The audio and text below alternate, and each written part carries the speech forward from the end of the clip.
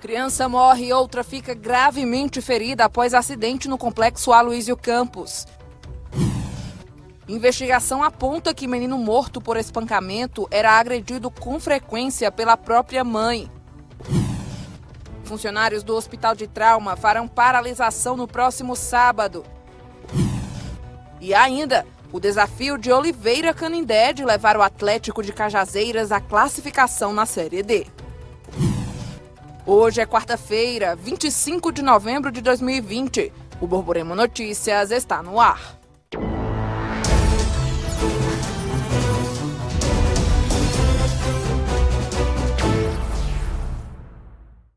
Olá, boa noite.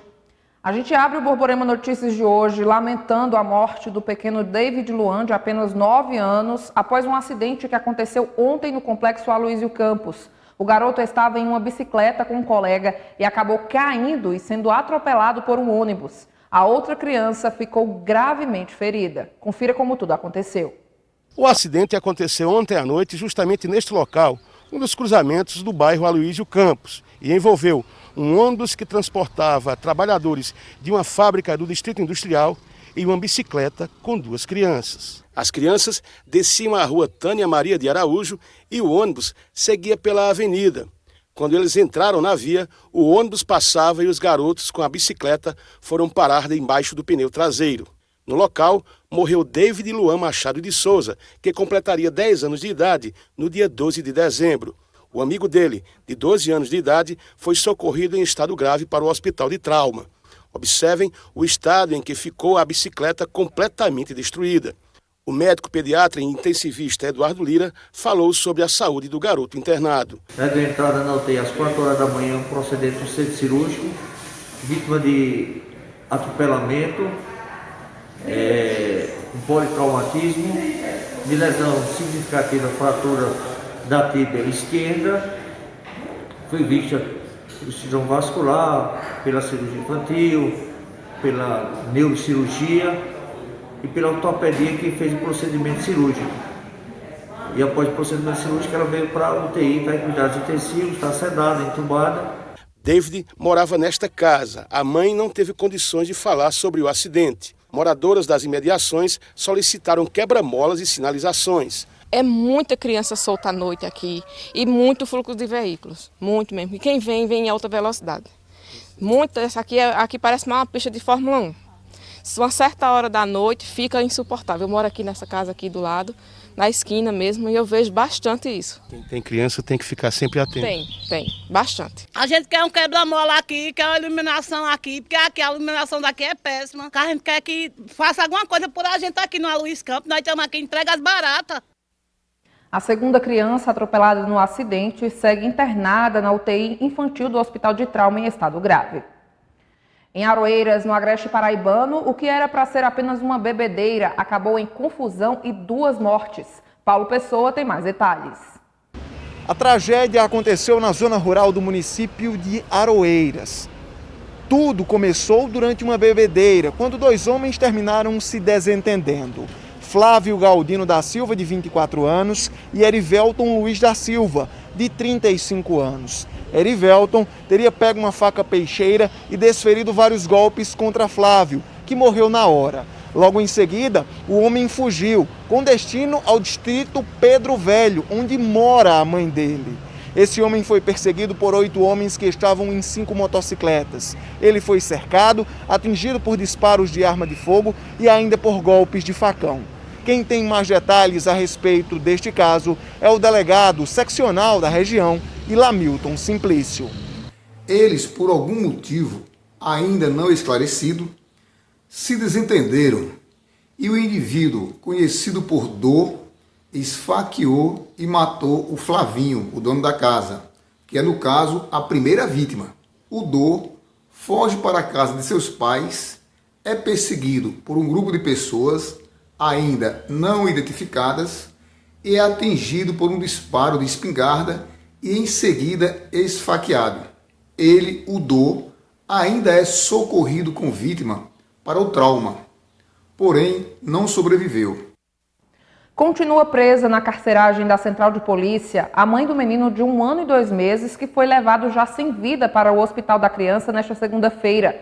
O laudo cadavérico do Instituto de Polícia Científica mostra que a criança foi assassinada por espancamento e as investigações apontam que tanto o menino morto quanto os outros filhos eram agredidos de forma constante pela própria mãe. Este é João Pedro dos Santos. Ele tinha 1 ano e 2 meses. Na segunda-feira à noite, ele foi levado pela mãe, Raline dos Santos Ferreira, e pela avó para o Hospital da Criança. O menino chegou morto. A mãe disse que o filho tinha sofrido uma queda.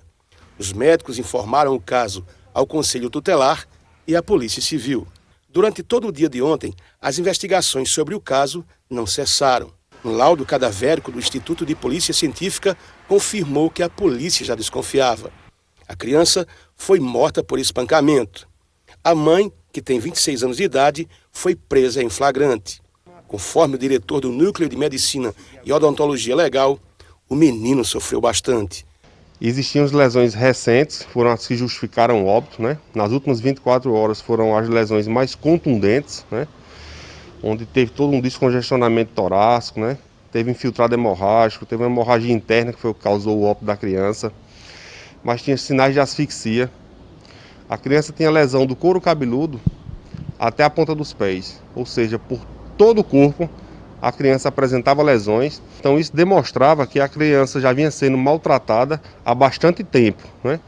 Que não existia zelo, não existia cuidado, não existia cautela no crescimento dessa criança, né? A prisão de Raline, que tem outros 4 filhos menores de 10 anos, aconteceu no início da noite. O delegado Kelson Vasconcelos, superintendente adjunto, comentou sobre esse crime brutal. Agora, delegado, ficou patenteado que praticamente essa mãe, ela impunha medo aos filhos. Exato. Os filhos têm medo dela, inclusive um deles falou à avó com quem ele está que não quer voltar a morar com ela por causa das agressões, né? E o resultado, infelizmente, é de que são ser crianças que vão crescer com medo das outras pessoas pela maneira que foram tratadas pela própria mãe. A acusada ainda chegou a negar as agressões. O depoimento, ela sempre estava mentindo, mas ao final ela disse que uma hora deu um tapa na criança, mas um tapa não causa isso. Na verdade, ela excedeu na correção, mas uma criança de 1 ano e 2 meses, qual é a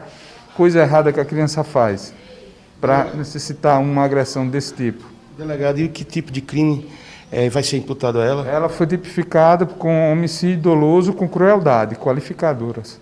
Aí a sentença varia de 12 a 30 anos. Este não foi um caso isolado este ano em Campina Grande. No mês de setembro, o menino Samuel Lucas Bernardo, de 4 anos, foi morto também por espancamento. A madrasta foi presa em flagrante como suspeita do crime.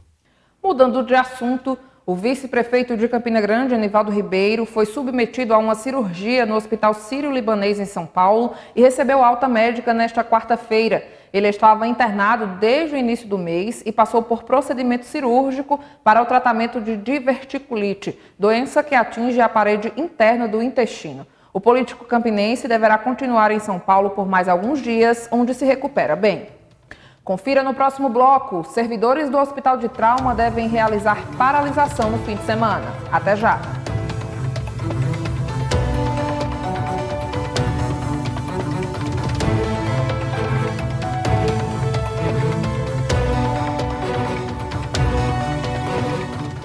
O Sindicato dos Trabalhadores Públicos em Saúde do Estado da Paraíba confirmou que no próximo sábado, dia 28, os servidores que trabalham no Hospital de Trauma de Campina Grande farão uma paralisação. Confira com o repórter Paulo Pessoa quais as principais reivindicações da categoria.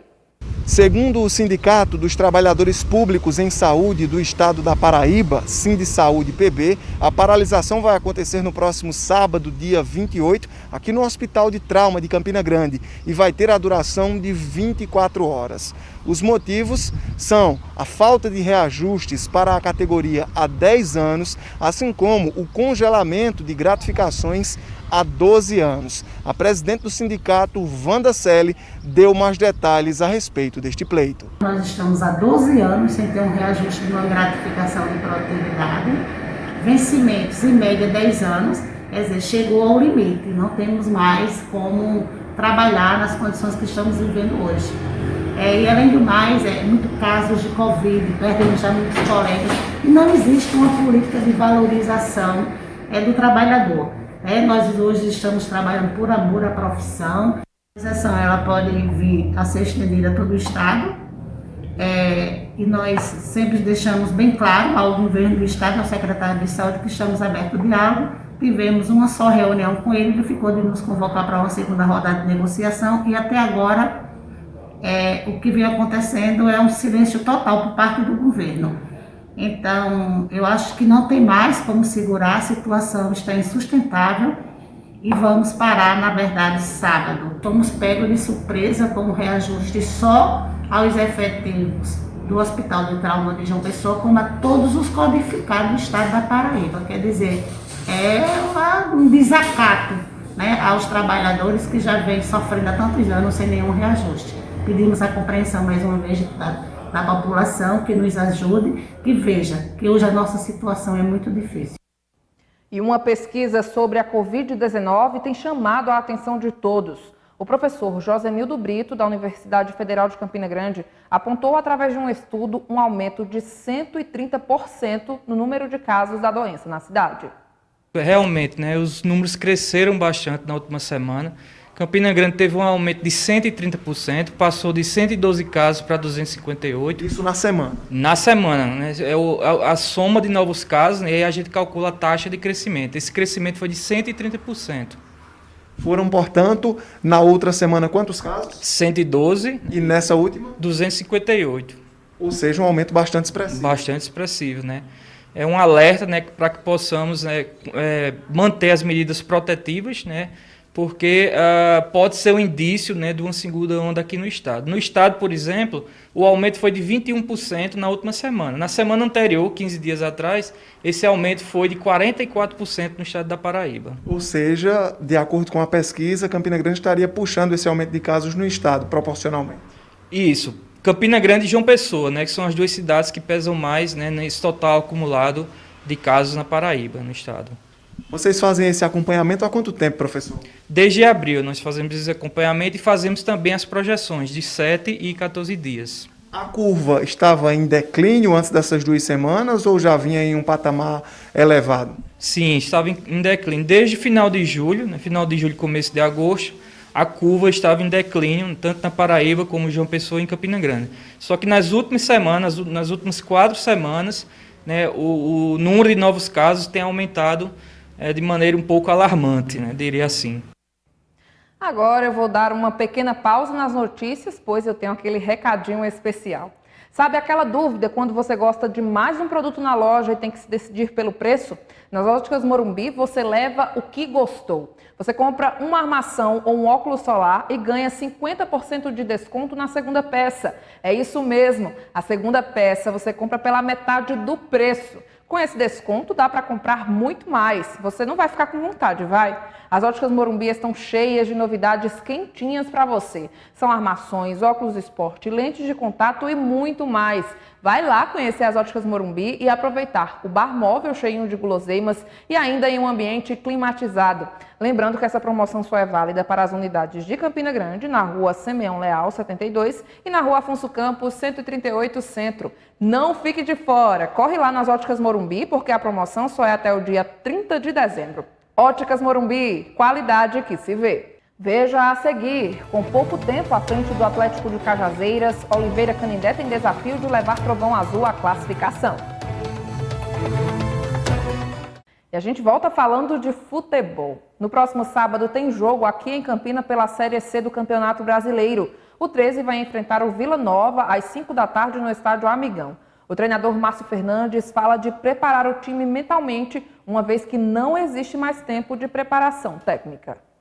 Não tem mais tempo hábil para você fazer um jogador melhorar tanto fisicamente ou tecnicamente. Agora realmente é melhorar mentalmente esses jogadores, fazer com que eles cresçam, criem realmente essa confiança para que a gente possa render o que eles rendem nos treinamentos. O nosso time, modéstia à parte, mas não deve nada para ninguém. A gente tem jogado bem, até melhores que os adversários, mas a gente não está transformando essa superioridade, né, como eu já falei antes, em vitórias. Eu acho que esse jogo a gente já melhorou bastante. Fizemos 2 gols, criamos muito mais chances para que isso acontecesse. Acho que, não querendo justificar nada, mas o árbitro foi muito infeliz nesse jogo. Um cara totalmente despreparado para um jogo decisivo. E chegou ao ponto de trocar jogador que foi expulso, dar cartão para quem nem tinha falado nada. Então ele estava totalmente desequilibrado no jogo e proporcionou ainda mais nervosismo dentro do jogo. Né? O jogo já era um jogo nervoso e com um cara totalmente despreparado para apitar, as coisas ficaram bem piores. Na Série D do Campeonato Brasileiro, jogadores da Raposa voltaram aos treinamentos na tarde de ontem no estádio Renatão. O campinense segue se preparando para a partida contra o América de Natal nesta sexta-feira, às 3 da tarde, no Amigão, aqui em Campina. E, por enquanto, na Toca da Raposa, prevalece a lei do silêncio. E também na sexta-feira tem jogo do Atlético de Cajazeiras. O elenco, que será comandado por Oliveira Canindé, tem a missão de levar o time a uma vitória contra o Globo na fase de mata-mata da Série D do Brasileiro. Mas Oliveira, que assumiu esta semana, sabe que a tarefa não é tão fácil. A expectativa é a melhor possível, né? Claro que por sabermos que é um jogo decisivo, né, para as nossas pretensões, e nós pretendemos muito ainda dentro da competição, é de grande importância, né? Eu espero que nós façamos o nosso melhor, joguemos o nosso melhor futebol e que a gente consiga um grande resultado. Essas são as nossas pretensões. E não dá para você também mudar muito, né, do que está sendo feito, né? Tentarmos firmarmos ainda mais o que estava sendo feito, dando certo, e procurar de alguma maneira variar, né, algum tipo de posicionamento, né, que nós precisamos encaixar, porque se necessário for, nós temos a que recorrer, né? Mas eu espero que não tenhamos tanta necessidade e que simplesmente façamos o nosso melhor para que o resultado venha. E o Borborema Notícias fica por aqui. A gente volta a se encontrar amanhã aqui na TV Borborema, sempre a primeira. Você fica agora com o SBT Brasil. Para você, uma ótima noite e muito obrigada pela companhia.